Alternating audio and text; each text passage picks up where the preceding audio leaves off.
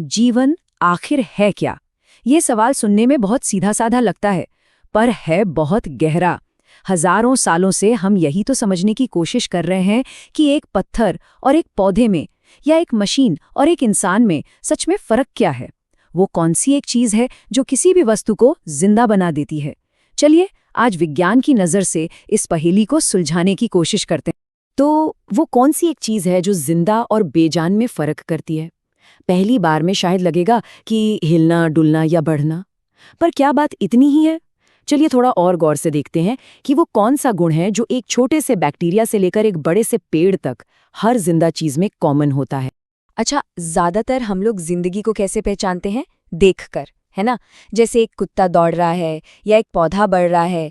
लेकिन असली कहानी तो उस लेवल पर चल रही है जिसे हम देख ही नहीं सकते। इसे ऐसे समझिए जैसे एक बड़ा शहर है। ऊपर से सब शांत लग सकता है, पर अंदर तो भागदौड़ मची हुई है। कुछ बन रहा है, कुछ रिपेयर हो रहा है। ठीक ऐसा ही हाल हमारे शरीर के अंदर आणविक स्तर पर, मतलब बिल्कुल छोटे लेवल पर हो रहा है। एक लगातार न दिखने वाली हलचल। और इसी अदृश्य हलचल की बात करें तो सबसे मजेदार केस है वायरस का। अपने आप में एक वायरस में कोई मॉलिक्यूलर मूवमेंट नहीं होता, वो बस एक बेजान कण जैसा होता है। लेकिन जैसे ही वो किसी जिंदा सेल में घुसता है, मानो उसकी पूरी मशीनरी पर कब्जा कर लेता है और अपनी हलचल शुरू कर देता है। और इसी चक्कर में आज तक साइंटिस्ट में बहस चलती है कि वायरस जिंदा है भी या नहीं। ये बहस ही हमें बताती है कि जिंदा कहलाने के लिए ये मॉलिक्यूलर मूवमेंट कितना जरूरी है। तो मतलब सार क्या निकला? सार ये है कि जिंदगी असल में बिखराव के खिलाफ एक जंग है।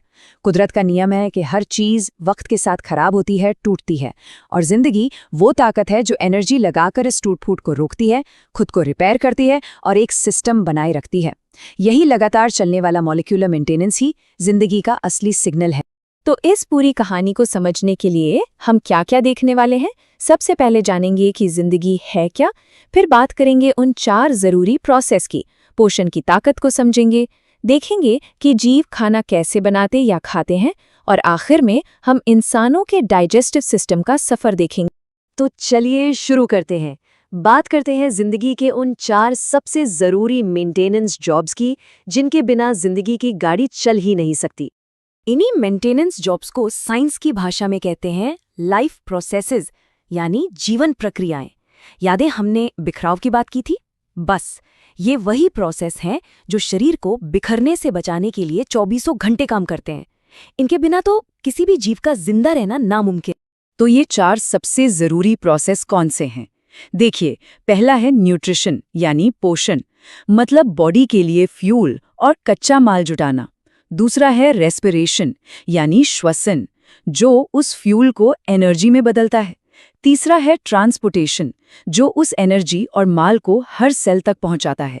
और चौथा वो है एक्सक्रीशन, यानी इस पूरे प्रोसेस में जो कचरा बना उसे बाहर फेंकना। आज हम सबसे पहले और सबसे जरूरी यानी पोषण की बात करेंगे।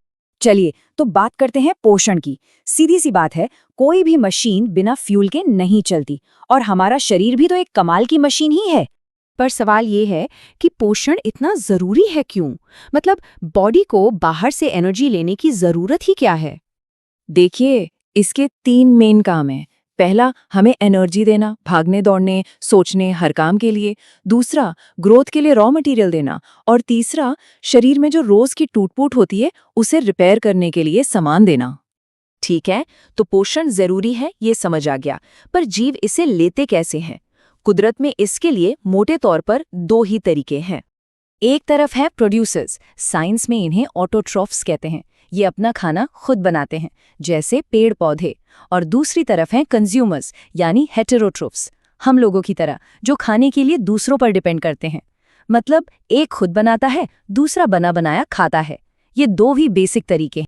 और ये जो खाना खुद बनाने वाले हैं ना, इनका सबसे बड़ा हथियार है फोटोसिंथेसिस, यानी प्रकाश संश्लेषण। अरे ये तो कमाल की प्रक्रिया है। सोचिए, पौधे सिर्फ सूरज की रोशनी, हवा से कार्बन डाइऑक्साइड और पानी का इस्तेमाल करके अपने लिए खाना यानी कार्बोहाइड्रेट्स बना लेते हैं। ये पूरा काम 3 स्टेप्स में होता है। स्टेप 1, पत्तियों में जो क्लोरोफिल होता है वो सनलाइट को सोख लेता है।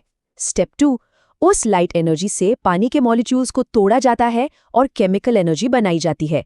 और फिर स्टेप 3, इसी केमिकल एनर्जी का इस्तेमाल करके हवा से ली गई कार्बन डाइऑक्साइड को खाने यानी कार्बोहाइड्रेट्स में बदल दिया जाता है। सिंपल। अच्छा, अब आते हैं हम जैसों पर, यानी हेट्रोट्रोफ्स पर। हमारे भी खाना खाने के अलग अलग स्टाइल हैं। कुछ है होलोजोइक, हमारी तरह, पहले खाना निगलते हैं, फिर अंदर पचाते हैं। फिर होते हैं सेप्रोफिटिक, जैसे फंगस, ये तो बाहर ही खाने को सड़ा गलाकर उसका रस चूस लेते हैं। और तीसरे हैं पैरासाइटिक, यानी परजीवी, जो किसी और के शरीर में या उस पर रहकर उसी से अपना खाना चुराते हैं, जैसे टेपवर्म। इन सारी बातों को और अच्छे से समझने के लिए चलिए एक ऐसा उदाहरण लेते हैं जो हम सब से जुड़ा है, हमारा खुद का डाइजेस्टिव सिस्टम। तो हमारे खाने का सफर शुरू होता है मुंह से, जहां दांत उसे चबाते हैं और लार में मौजूद एंजाइम्स काम शुरू कर देते हैं। फिर खाना पहुंचता है पेट में, वहां एसिड और दूसरे एंजाइम्स प्रोटीन को तोड़ते हैं। इसके बाद बारी आती है छोटी आंत की, जहां असल में सारा काम होता है, पूरा डाइजेशन और पोषक तत्वों का एब्जॉर्प्शन। फिर बड़ी आंत बचे हुए पानी को सोखती है और अंत में जो कुछ बचा खुचा वेस्ट है वो शरीर से बाहर। और यहीं पर एक बड़ी मजेदार बात है। पता है, किसी जानवर की छोटी आंत की लंबाई इस बात पर निर्भर करती है कि वो खाता क्या है। जो शाकाहारी जानवर होते हैं उनकी आंत बहुत लंबी होती है, क्योंकि घास फूस में मौजूद सेल्यूलोज को पचाने में टाइम लगता है। वहीं जो मांसाहारी होते हैं उनकी आंत छोटी होती है, क्योंकि मांस जल्दी पच जाता है ना कमाल कि कैसे शरीर खुद को खाने के हिसाब से बदल लेता है। तो देखिए आज का हमारा रोड मैप क्या है। सबसे पहले हम जीवन के बुनियादी तंत्रों को समझेंगे, फिर देखेंगे कि शरीर ऊर्जा कैसे बनाता है यानी श्वसन। उसके बाद इस ऊर्जा और पोषक तत्वों को पूरे शरीर में कैसे पहुंचाया जाता है यानी परिवहन। और आखिर में शरीर की सफाई मतलब उत्सर्जन कैसे होता है। और अंत में हम इन सभी जरूरी बातों को एक बार फिर से दोहराएंगे। तो चलिए सीधे मुद्दे पर आते हैं। जितने भी बड़े और जटिल जीव हैं उनके सामने सबसे बड़ी चुनौती आखिर है क्या? ये एक बहुत ही दिलचस्प सवाल है ना? कभी सोचा है कि हम सब एक बहुत बड़ी जायंट सेल की तरह क्यों नहीं हैं? यही सवाल हमें उस मूल समस्या तक ले जाता है जिसका सामना हर मल्टीसेल्युलर जीव करता है। और वो समस्या है कि सिर्फ डिफ्यूजन यानी चीजों का अपने आप फैलना उनके जिंदा रहने के लिए काफी क्यों नहीं। इसे ऐसे समझिए, जैसे जैसे कोई जीव बड़ा होता जाता है उसकी हर एक कोशिका तक सिर्फ डिफ्यूजन से ऑक्सीजन और खाना पहुंचाना नामुमकिन हो जाता है। बस यहीं पर शरीर को जरूरत पड़ती है खास सिस्टम्स की, एक एनर्जी बनाने के लिए, एक सामान पहुंचाने के लिए और एक कचरा साफ करने के लिए। तो इसका पहला समाधान क्या है? मतलब शरीर अपनी सारी गतिविधियों को चलाने के लिए ताकत यानी एनर्जी कहाँ से लाता है? जवाब है श्वसन या रेस्पिरेशन। श्वसन ये वो कमाल की प्रक्रिया है जो हमारे खाए हुए भोजन को तोड़कर एटीपी बनाती है। और ये एटीपी क्या है? ये हमारे कोशिकाओं की एनर्जी करेंसी है। जैसे बिना पैसों के बाजार में कुछ नहीं मिलता, वैसे ही बिना एटीपी के शरीर में कोई भी काम नहीं हो सकता, बिल्कुल भी नहीं। अच्छा, तो ये एनर्जी बनाने के भी दो मेन तरीके हैं। पहला है वायवीय श्वसन, जिसमें ऑक्सीजन का इस्तेमाल होता है और ढेरों एटीपी बनती है। इसे आप एक मैराथन दौड़ जैसा समझ सकते हैं। और दूसरा है अवायवीय श्वसन, जो बिना ऑक्सीजन के होता है। ये एक तेज स्प्रिंट की तरह है, आपको तुरंत एनर्जी तो देता है, लेकिन बाद में मांसपेशियों में लैक्टिक एसिड बनने से दर्द और ऐंठन भी होती है। हम इंसानों में हवा का रास्ता बहुत सीधा सा है। हवा नाक से अंदर आती है, फिर श्वास नली से होते हुए फेफड़ों में पहुंचती है, जहां असल खेल होता है कूपिकाओं में, जिन्हें हम एल्वियोली भी कहते हैं। यहीं पर गैसों का लेन देन होता है। और ये एल्वियोली कितनी कमाल की चीज़ है जानते हैं? अगर हम अपने फेफड़ों की सारी कूपिकाओं को फैला दें तो वो करीब 80 वर्ग मीटर की जगह घेर लेंगी, मतलब एक छोटे टेनिस कोर्ट जितनी जगह। ये विशाल सतह, उनकी पतली दीवारें और खून की भरपूर सप्लाई, ये सब मिलकर गैस एक्सचेंज को इतना तेज और कुशल बना देते हैं कि हमें पता भी नहीं चलता। ठीक है, तो एनर्जी तो बन गई, पर अब अगली चुनौती क्या है? इस एनर्जी, ऑक्सीजन और बाकी पोषक तत्वों को शरीर के कोने कोने तक पहुंचाया कैसे जाए? यहीं से कहानी शुरू होती है जीवन के हाईवे की, यानी परिवहन की। हम इंसानों में ये जिम्मेदारी हमारे सर्कुलेटरी सिस्टम की है। इसके मेन प्लेयर्स हैं दिल, जो पंप का काम करता है, खून जो सामान ढोता है, और खून की नलियां जो रास्ते का काम करती हैं। और हाँ, हम लसिका तंत्र यानी लिम्फेटिक सिस्टम को भी नहीं भूल सकते, जो फैट और बाकी तरल पदार्थों को संभालता है। जरा दिल के विकास पर नजर डालिए। पक्षियों और स्तनधारियों में जो 4 चैम्बर वाला दिल होता है, वो ऑक्सीजन वाले साफ खून और बिना ऑक्सीजन वाले गंदे खून को पूरी तरह अलग रखता है। और ऐसा क्यों जरूरी है? क्योंकि हम जैसे गर्म खून वाले जानवरों को अपने शरीर का तापमान बनाए रखने के लिए बहुत ज्यादा एनर्जी चाहिए, और ये सिस्टम वही मुहैया कराता है। लेकिन पौधों में परिवहन का सिस्टम हमसे बिल्कुल अलग है। वहाँ 2 मुख्य पाइपलाइन हैं। एक है जाइलम, जो पानी और मिनरल्स को जड़ों से खींचकर ऊपर पत्तों तक ले जाता है। ये एक 1 वे ट्रैफिक है। और दूसरा है फ्लोएम, जो एटीपी की ऊर्जा इस्तेमाल करके पत्तों में बने भोजन को पौधे के हर उस हिस्से तक पहुंचाता है जहां उसकी जरूरत होती है।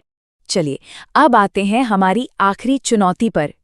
इतनी सारी प्रक्रियाएं चल रही हैं तो जाहिर है शरीर में बहुत सारा मेटाबॉलिक कचरा भी बनता होगा। तो इस कचरे से छुटकारा कैसे पाया जाए? अब वक्त है शरीर की सफाई का, यानी उत्सर्जन का। इंसानी शरीर में इस सफाई अभियान का असली हीरो है नेफ्रॉन। ये हमारी किडनी की वो छोटी छोटी इकाइयां हैं जो खून को छानकर साफ करने का सारा मुश्किल काम करती हैं। तो ये नेफ्रॉन काम कैसे करता है? इसके 2 मेन स्टेप्स हैं। पहला है निस्पंदन, मतलब फिल्ट्रेशन, जिसमें खून से कचरा और फालतू चीजें छान ली जाती हैं। और दूसरा बहुत जरूरी स्टेप है पुनर्अवशोषण, यानी रीएब्जॉर्प्शन, जिसमें शरीर पानी और ग्लूकोज जैसी जरूरी चीजों को वापस सोख लेता है। अब बात करें पौधों की, तो वो कचरा हटाने के लिए बहुत ही अनोखे और स्मार्ट तरीके अपनाते हैं। वो कचरे को अपनी पत्तियों या छाल में जमा कर देते हैं, जो बाद में झड़ जाती हैं।